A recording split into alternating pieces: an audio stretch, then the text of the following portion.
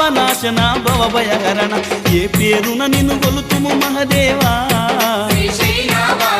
ఏ తీరున నిన్ను పూజింతుము దేవా ఏ పేరున నిన్ను కొలుతుము మహదేవా ఏ తీరున నిన్ను పూజింతుము దేవా శ్రీశైలవాస శ్రీ మల్లినాథ నీ దర్శన భాగ్యం ఈవయ్యా మా జ్యోతిర్లింగా ఈ జన్మకు మోక్షం ఈవయ్యా ఓం జై జగదీశ